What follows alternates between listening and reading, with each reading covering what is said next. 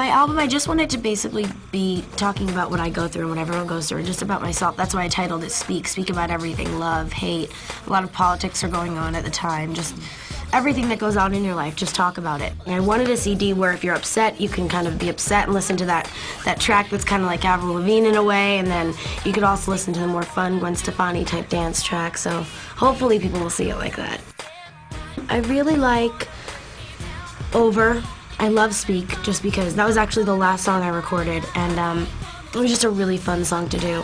Over had a lot of just about everything that's been going on now that was very personal, and I really enjoyed that.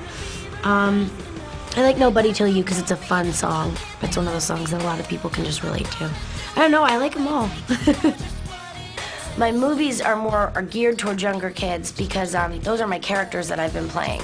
So my music is me. It's not a character. It's not someone that's written about, and it's just me, Lindsay. It's how I am. So I wanted to gear it towards some of the songs are more serious about a relationship or just in general, or trying to find yourself, anything but me. And I think some of the lyrics are a little bit different than they would have been if I was focusing so much on the kids and stuff. But I wanted to gear to whoever's going to listen to it. I don't really want to base it on anything and expect anything because I don't want to get my hopes up. So we'll see what happens and see who likes it and what age generation likes it and such. Always the first album, you're kind of just trying to find you in a way, and it's kind of, you're just trying to step into it. And because this is my first album ever, I kind of played it a little safer than I normally would have. Just because I wanted people to accept it and just like it for what it is. And I mean, I wrote a lot of the songs, which was important to me, just so I could lyrically tell people how I feel and stuff. But I think the second album, hopefully, I'll be able to be more myself. You know, you'll evolve with people, and it'll be a little bit more, the lyrics will be a little bit more edgy and such. But for this one, I feel like this is as much as me as you can get. It's hard for people my age to kind of show through with the publicity and everything, just who you really are. And I wanted to do that lyrically on my album and just show myself and who I am, because when I'm in films, it's more of my characters, and this is more Lindsay. I hope people aren't like, oh, she's an actress trying to be a singer now, and she's just doing the pop thing like everyone else, but that's not what it is. This is really just who I am, and something I really put my heart into, and a lot of my time, whatever time I had. I've basically recorded more than half of the album in my trailer on set of Herbie. So it's, you know, and it's a great story to tell, and it came out just as we wanted it to, thank God. And it's been a great experience. I mean, who can actually say I was recording my album while shooting the movie in the middle of scenes? It was almost better for me in a way, because I had my energy was up from being on set, and it just brought that much more to when I was recording, and it brought a lot of the emotions that I had on set and personal issues and feelings, which was great. Turn and face the strange. Just gonna have to be a different girl. Time may change me, but I can't trace time. I've always loved to sing, dance, and act. A lot of the actresses from old Hollywood that I remembered were triple threats. I mean, the Anne Margarets that I look up to, and like all of those old actresses were singers as well. And I think if you can do all of that at once, and you have this fan base that are younger girls as well, and they aspire to do those things, if you do more, that encourages them to want to do more as well. It's always something I wanted to do. It's just I was able to start acting first because I wasn't going to be 10 years old recording an album. So I did Parent Trap, and that kind of kept me in the whole acting sense of it all. And you know, I love to sing, and I've actually been recording for a really long time. I was working with Emilio Estefan and then Diane Warren, and I met Tommy Mottola through all of that. And then, you know, he and I started talking, and he wanted to do this with me, which was a blessing in disguise, and so it happened. Tommy Mottola has been an incredible support to me. He's become like a second father to me, and he's been really great, and he's put a lot of time into this too. I get calls at like 1 o'clock in the morning, New York time, "Are you okay? How's your day going?" And it's great to have people like that around you. And he's done a great job with other artists that he's had, especially Jennifer Lopez, for doing movies and singing as well. So I feel very blessed to be able to be working with him. Anne Margaret and Audrey Hepburn and Marilyn Monroe, they did a lot of musicals at their time, so those are people that I aspire to be like, and hopefully that can happen. I mean, it was different in old Hollywood than it is now, much different, but because you didn't have the press as much in your face and putting stuff out there. Actresses like the Jodie Fosters who made the transitions into the adult roles and everything, it was so much easier for them because they didn't have Star and us out following them every night and reporters in clubs. It was so much easier to kind of mature and deal with that. In the beginning, I kind of was hurt by it, because I was like, I've never done anything wrong to these people, yet they're trashing me and trying to make me seem like this bad person. You just laugh about it, and you know what's true and what's not true, and all you can do is be like, oh, whatever, it's no big deal. People are gonna say what they're gonna say anyway, regardless. It sounds sick, but as much as they trash you in those tabloids, sometimes you want to be in those tabloids, just because you want to get yourself out there and promote yourself and let people know that this is what you love to do. And it's difficult at times. It's hard, because you're like, God, just leave me alone. But the second that they stop writing about you is the second that you have to worry, especially when you're promoting an album and such. As much as it's upset me as well, everything that's been written about me, everything that's been said, false or true, whatever it is, it only lets people know that I'm a real person and I do deal with real issues. And I kind of, it all works for the better in a way, because then people can relate to me more. People enjoy reading about the drama. They don't want to read about how great things are going in people's lives. They like reading that such and such broke up, or she's sick over this, or she's not coming to set on time. Like all that kind of stuff, that's more interesting to people for some way. I don't know why, but that's what sells mostly, so that's what they're going to write about, and that's hard to deal with, especially at 18. But you mature very early in this business, I feel. You grow up around adults and on sets, and you have a full-time job. Like, I've had a full-time job since I was like 8 years old. I've been working like 10-hour days since then. So it's, you know, it's crazy. I work more than my parents work. My mom's at home with my brother and sister shopping in the day. Like other people don't do that as much. It's like my friends' dads have like a 9 to 5 job, and I get home, I go to set at like 5 a.m., sometimes get home at 8. So it's long days. Regina was dangling Aaron in front of me on purpose. I knew how this would be settled in the animal world.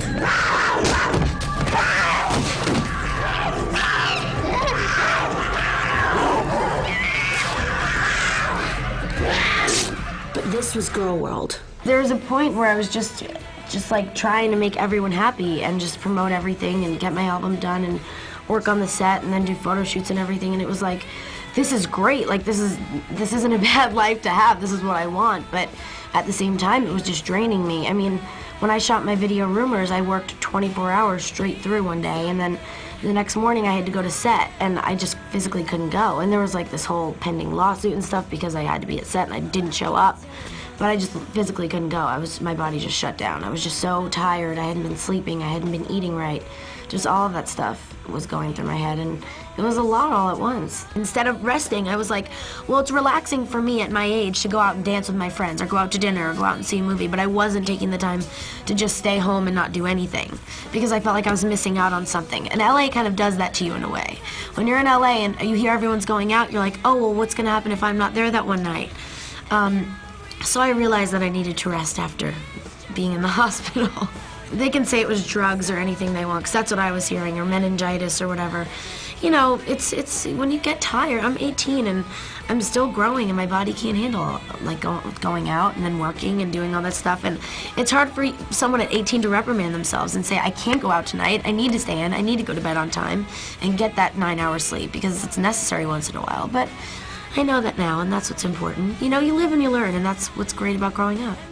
This business does make you grow up faster, which is a benefit in a lot of ways. I mean, you lose a lot of your innocence very quickly because people kind of strip that away from you, but you learn to deal with it. We'll see what happens. I'm trying to balance it all at once. I know that after I do this next movie, Lady Luck, and after I've promoted the album, I'm going to take a break and possibly go into thinking about another album and start writing with that and everything, and talking to Tommy Mottola and Casablanca and Universal about that. But I want to take time for myself after this, because I've just been out there so much that I'm annoyed with myself too. I feel bad for people. What happened last night? Did I pass out in here? Oh, I have no memory of this. This isn't mine. Those aren't mine. That's not mine. That's definitely not mine.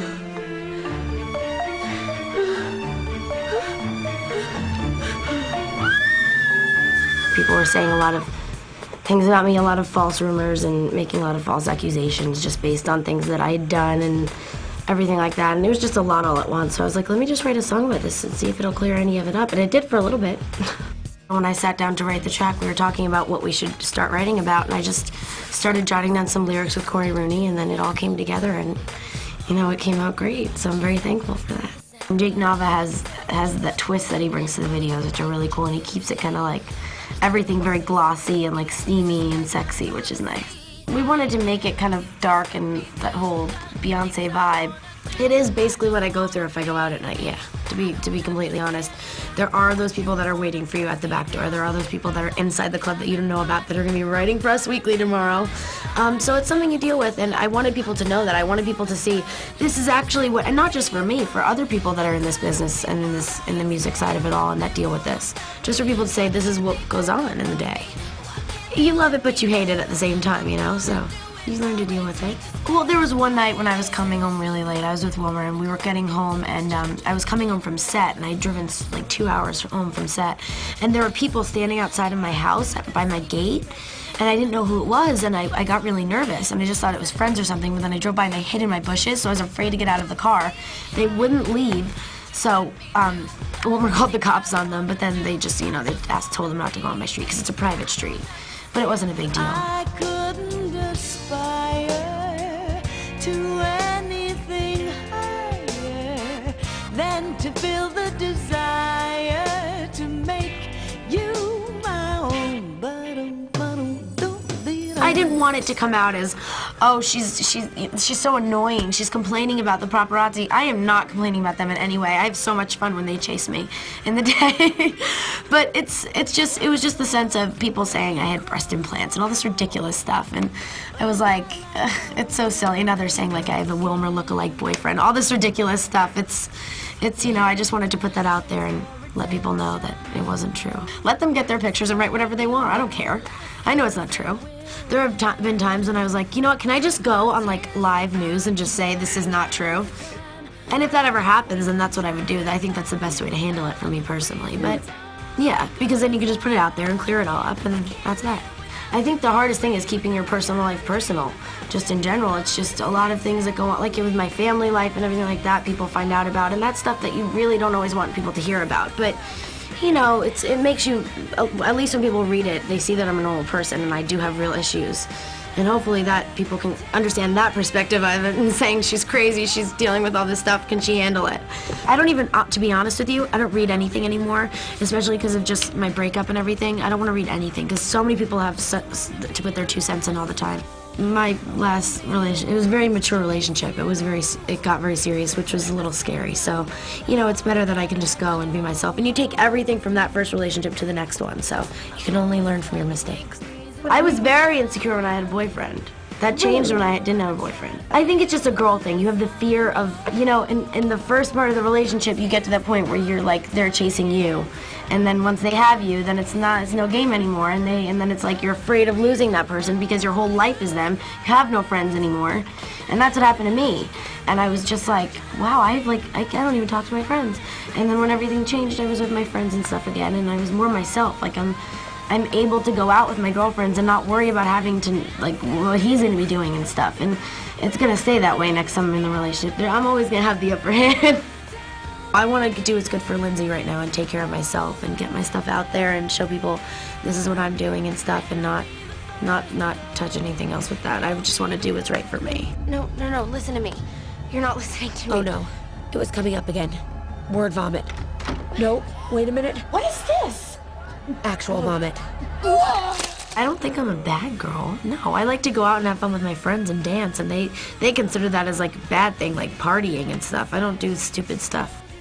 A lot of these girls that are in this business, they have a lot of young fans, so they try to keep that innocence to them, but really they go out at night and they're normal girls that are 18, learning who they are and stuff like that. Well, I don't think I've ever been perceived as one of those like perfect little, like I don't think I have a perfect image, which is okay. That's not human. No one's perfect. Everyone wants to go out and have fun sometimes. It's normal. It's growing up. It's learning from your mistakes. So I'd rather be myself than be something that I'm not.